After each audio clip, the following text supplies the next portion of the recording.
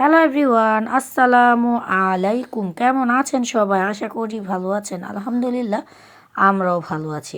আজ আপনাদের সামনে ইয়ামি এক মজাদার শুটকি তরকারি রান্নার রেসিপি আমি শেয়ার করব। আর শীতকালীন সব সবজি দিয়ে আজকের এই মজাদার ইয়ামি তরকারিটা আমি আপনাদের সাথে শেয়ার করছি। দেখেই বুঝে যাচ্ছেন কতটা যে লোভনীয় হয়েছে।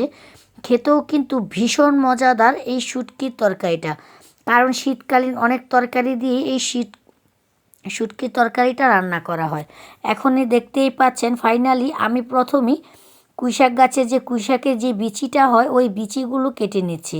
কারণ আমার এই ছোট একটি টালে কিন্তু মাশাল্লাহ অনেক পুঁইশাক যেমন খেয়েছি, এখন খাচ্ছি এই বিচিগুলো। এই বিচিগুলো কিন্তু খেতে এত মজা, মানে তরকারি রান্না করলে কি আর বলবো, মানে শুটকির জন্য যেমন ইউ আর বেস্ট একটা তরকারি, সেটা হলো এই শুটকি দিয়ে এই পুঁইশাক বিচি রান্না করা। এখন আমরা ফাইনালি অনেকগুলো পুঁইশাক বিচি তুলে নিয়েছি। আর এই শুধু পুঁইশাক বিচি দিয়ে চাইলে আপনি শুটকি দিয়েও ভুনা করতে পারেন, আর না চাইলে কিন্তু আপনি নানান ধরনের সবজি দিয়ে এখানে রান্না করতে পারেন। এখানে আমরা নিয়ে নিয়েছি পুঁইশাক বিচি, 2টা মূলা, একটা ফুলকপি, কয়েকটা সিম, 2টা আলু।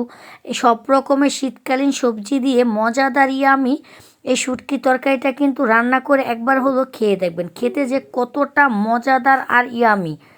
এখন কিন্তু আমরা শীতকালীন সবগুলো সবজি কেটে কুটে একদম পরিষ্কার করে নেব। কারণ এই শুটকি তরকারিটা রান্না করতে আপনি শীতকালীন যত সবজি দিয়ে এই তরকারিটা রান্না করবেন, খেতে কিন্তু ততটাই মজাদার হবে। ফাইনালি কিন্তু আমি সবগুলো সবজি একদম কেটে ধুয়ে পরিষ্কার করে আপনাদের দেখিয়ে দিচ্ছি আমরা কিভাবে তরকারিটা থেকে মানে সবজিটা কেটে নিয়েছি। আপনারা চাইলে কিন্তু আরও ছোট ছোট করে ফালি করেও কেটে নিতে পারেন। ফুলকপি যেহেতু এমনিতেও কিন্তু ফুলকপিটা একদম ক্ষুয়ে যাবে, সিজনের ফুলকপি একদম সিদ্ধ হয়ে যায়, তার জন্য কিন্তু একটু বড় ফালি করে নিলেই সবচেয়ে বেটার। এখন আমরা চুলাতে বসিয়ে দিলাম একটি কড়াইতে বসিয়ে দিলাম, দিয়ে দিলাম পরিমাণ মতো একটু পানিটা দিয়ে সব কেটে ধুয়ে পরিষ্কার করে রাখা যে সবজিগুলো আমরা রেখেছি ওই সবজিগুলো এখন কড়াইতে দিয়ে দিচ্ছি। আর কড়াইতে দিয়ে আমরা কিন্তু পরিমাণ মতো কিছুটা লবণ দিয়েছি সিদ্ধ হওয়ার জন্য। এখন চুলাতে বসিয়ে দিয়ে যখন একটু বলক আসবে তখন আমরা উল্টিয়ে পাল্টিয়ে দিচ্ছি, যাতে সুন্দর করে সবগুলো সবজি ভালো করে সিদ্ধ হয়ে যায়। আর সিদ্ধটা করতে হবে 3 থেকে 4 মিনিট, বেশি সিদ্ধ করার কোনো দরকার নেই। হালকা একটু কাঁচা ভাবটা যাওয়ার জন্য কিন্তু আমরা একটু হালকা করে সিদ্ধ করে নিয়েছি। আর এখন দিয়ে দিলাম পরিমাণ মতো রান্নার সয়াবিন তেলটা।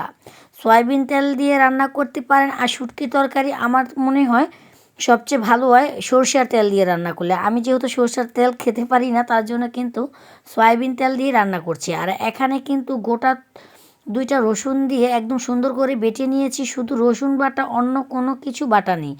এখন রসুন বাটাটা দিয়ে আমরা কিছুক্ষণ একটু ভেজে নিলাম, তারপরে দিয়ে দিলাম পেঁয়াজ কুচি।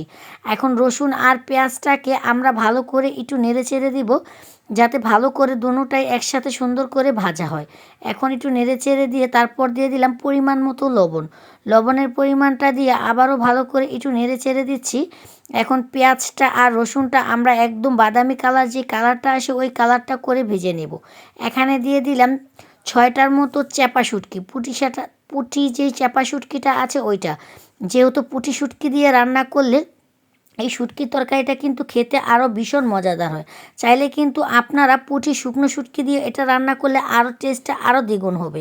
এখন দিয়ে দিচ্ছি পরিমাণ মতো হলুদের ফাঁকি, তারপর দিয়ে দিব পরিমাণ মতো মরিচের ফাঁকি। এখানে কিন্তু হলুদের পরিমাণটা অল্প দিলেও মরিচের পরিমাণ মোটামুটি একটু বাড়িয়ে দিবেন। শুটকির তরকারি যদি একটু ঝাল না হয় খেতে কিন্তু ভালো লাগবে না, তার জন্য কিন্তু আমরা পরিমাণ মতো হলুদ মরিচের ফাঁকিটা দিয়ে তারপর ভালো করে এটাকে একটু কষিয়ে নিব। যতক্ষণ না মশলাটা ভালো করে কষানো হয় ততক্ষণ আমরা এটাকে ভালো করে কষিয়ে নিয়েছি। এখন কিন্তু ফাইনালি মশলাটা আমাদের কষানো হয়ে গেছে। এখন সিদ্ধ করে রাখা সব রকমের সবজিটা আমরা তরকারিতে দিয়ে এখন ভালো করে এটাকে নেড়ে চেড়ে সব কিছুর সাথে একটু ভালো করে মিশিয়ে দিব। যতটা ভালো করে মিশিয়ে দিলে সব কিছুর সাথে মশলাটা মিশিয়ে যাবে। আর এইভাবে একবার হলো চাইলে কিন্তু শীতকালীন সবজি দিয়ে আপনারা তরকারিটা রান্না করে খেতে পারেন। খেতে যে কতটা মজাদার, গরম ধোয়া ওটা ভাতের সাথে একবার এক লোকমা মুখে দিলে এই স্বাদ আপনার মুখে সারা জীবন লেগে থাকবে। আমরা কিন্তু ফাঁক দিয়ে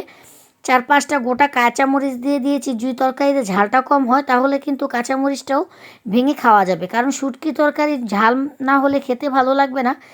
আর আমরা কিন্তু এখানে কোনো এক্সট্রা পানি ব্যবহার করিনি, তরকারিতে যে পানিটা উঠেছে ওই পানিটাই এখানে ব্যবহার করেছি। আর ফাইনালি কিন্তু সিদ্ধ করলে 4-5 মিনিট ভালো করে জাল করে নিলেই কিন্তু শুটকির এই লালাটা একদম হয়ে যাবে। এখন ফাইনালি কিন্তু আমার রান্নাটা একদম কমপ্লিট। আর দেখতেই পাচ্ছেন মাশাআল্লাহ কতটা যে লোভনীয় হয়েছে, খেতেও কিন্তু ভীষণ মজাদার। চাইলে কিন্তু আপনারাও শীতকালীন সব রকমের সবজি দিয়ে মজাদার এই তরকারিটা রান্না করে বাড়ির সবাইকে খাইয়ে একদম প্রশংসা পঞ্চমুখ হয়ে যেতে পারেন। আর আমাদের ভিডিওটা যদি আপনাদের ভালো লাগে আমার চ্যানেলটাকে সাবস্ক্রাইব করে দিবেন, পাশে থাকা বেল বাটনটি বাজিয়ে নতুন নতুন ভিডিও পেতে আমাদের সাথেই থাকবেন। যারা ফেসবুক পেজ থেকে আমার ভিডিওটা দেখছেন তারা আমার ফেসবুক পেজটাকে ফলো করে দিবেন। আল্লাহ হাফেজ।